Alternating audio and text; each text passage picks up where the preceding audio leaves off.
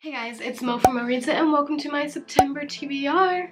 So I have 9 books on my TBR for September, which is pretty much how many books I read for August. I did not get to finish my August TBR, and I've decided that I'm just going to sprinkle some of them into the next few months because I don't want to DNF any of my August TBR books. And yeah, I will be able to complete those cherry-picked only 1 or 2 chapter read books into the next coming month's TBR, but I really need to move on and read some other books that I really want to get to reading.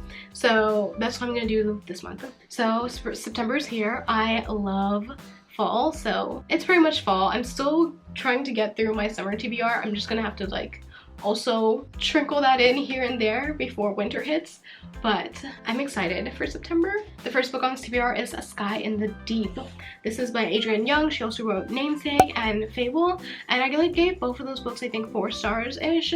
She's a nice writer. She typically writes, I think, fantasy, romance, YA. I think that's what it is.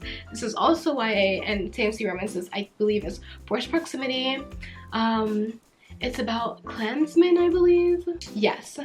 And it's against a rival clansman that she falls in love with, I believe, as well as a coming age story. So I'm excited to read it. I want to read more. Adrienne Young, this was one of the books that the bookstore associate recommended to me that she thinks I'm gonna like, so I'm excited to read it. So far, I'm not really sure what to expect, but I think I'm gonna like this. I have really warm, happy feelings toward this. I feel like it's gonna be nice for the season. So I'm excited for that. The next book is Finale. It is a carryover book from from August and July as well.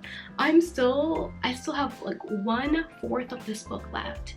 And I'm so close to being done with it. But for some reason, I'm kind of over the Caraval characters.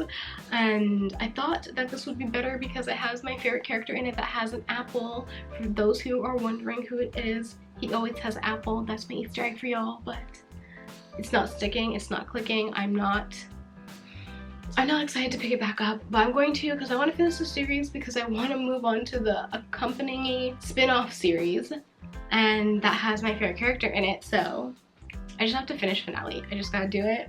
I'm just gonna sit down one day and I'm gonna finish this book because it's pissing me off that it's not done yet, and it's on my TBR way too much. The next book is Serpent and Dove. I really want to read this book because it is supposed to be a fantasy romance. I don't want to read the synopsis to y'all because I'm going into it fully blind.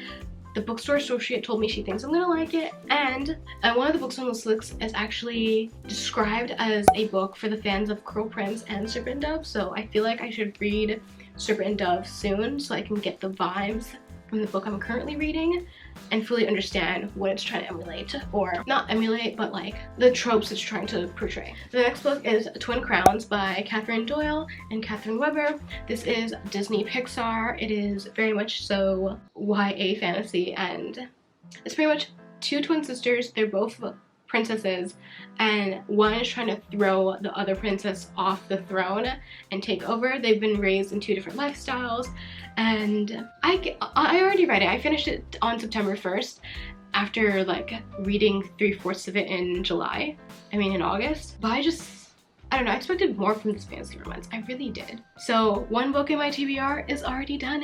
Oh, there's actually 10 books on my TBR. This one was hiding in the corner, Twisted Bonds. This is the sequel to These Hollow Vows, which I read last month so that I would be able to, move on to the ending of the duology because I forgot what happened in this book when I picked this one up last month.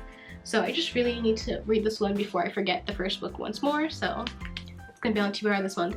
It's fae, it's fantasy romance. I think it's gonna be a love triangle. It's found family. It's coming into your own power and worth. I'm having high hopes for it. I've heard bad reviews though.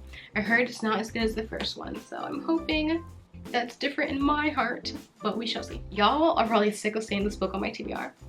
The Gilded Wolves. I was supposed to read this in July. It's my book pick of the month with my best friend, and I still have not read this book. I'm only 2 chapters in. This is becoming embarrassing.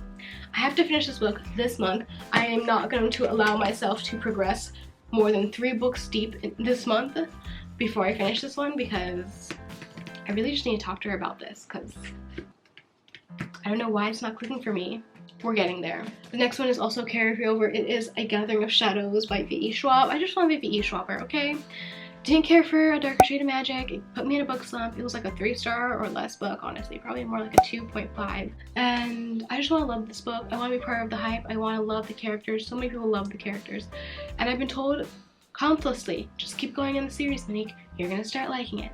This is the second book in the trilogy, so I better start liking it now because I don't want to read the third one and waste my time reading 2 books I didn't want to read. And the next book I'm actually picking up to read right now, it's Violet Made of Thorns by Gina, Chen. This was my Fairy Loot book pick of August, the Tell No Lies box, and it just really intrigued me by the synopsis. This is about Violet. She is a prophet and a liar, and Prince Cyrus, he is supposed to be looking for a bride to undo a curse that's been put on him since he was like, I think since he was born or since he was a small child, something like that. And she pretty much is lying to him and showing him and like puppeteering him around because she's a witch and she does divinations for the nation, but she also lies about it a lot because the king tells her to. And she kind of likes it, honestly. And I think this is their story of how they fall in love. She's super sarcastic, very witty and annoying, kind of. And she's very much a realist, very practical. And I'm about like 100 pages in. I'm liking it so far. Nothing massive has happened yet, but I feel like it's building up nicely. I have high hopes for it. It is a debut novel, so there's potential to be seen there. The next book, The Diviners by Lil Bray. This is another book that just needs to come off this TBR. I need to finish this book. I'm still only, I think, 150 pages in. Nothing has really happened that's interesting. It's building up the premise. It's building up the story. It's spooky dooky, but it's not like scary spooky dooky, so I can read it. Thank you Goodreads for clarifying that for me, because when I first started reading this book, it was spooky to the point where I was like, is this gonna become scary? But it didn't, luckily for me. But I'm still not done with it. I need to be done with it because this is one of my fall TBR picks, and I want to get what everyone else gets. I want to know what the hype is. I'm just trying to see, is this the book for me? I don't know. Next book, Babel. This was the Illumicrate Crate special edition, and you know what? I was right. Fairy Loot did make a Babel special edition, but they made it for their adult box because Babel is an adult book, which I did not know. I would have signed up for the Fairy Loot adult box. I feel like that's the one book I really regret not getting in a Fairy Loot box. I was so surprised when Violet Made of Thorns was in my Fairy Loot box. I thought I was like delusional or something. I could have sworn someone on Instagram told me that Babel was going to be the Fairy Loot book for August, and it was. It just was in the adult and not the YA because, of course, it's not a YA book. Didn't know that. I'm excited for Babel regardless. It is a thick chunker. Not really, actually. It's not that thick. It's not the biggest book on this TBR. I think Diviners is the biggest book on this TBR, but I'm still looking forward to reading it. I'm still on the fence on if I should get another copy so I can annotate and tab that copy instead of this one, but we're gonna see. Is the story even in need of annotation? Y'all let me know. Is the story in need of annotation? Because I want to annotate physically, pen, paper, highlight, everything. I can do a light annotate and just tab, but I want to fully dive into a story. So for y'all who already started it and y'all who are already reading it, did you physically annotate it and was it like necessary? I physically annotate when it's super interesting and I feel like there's lots of things I'm trying to figure out and plots I'm trying to solve, and the love interest is like amazing and the story is amazing and the characters are amazing. I pretty much annotate if it's amazing. If it's not amazing, nothing really drives me to annotate it. So yeah, let me know. Have you guys annotated this? Are you gonna annotate it? Because I need to know so I can run out and get another copy. And that is my September TBR. It is only 10 books, which I think I have the potential of finishing the vast majority of them. Remember, my TBRs are truly a wish list, a potential.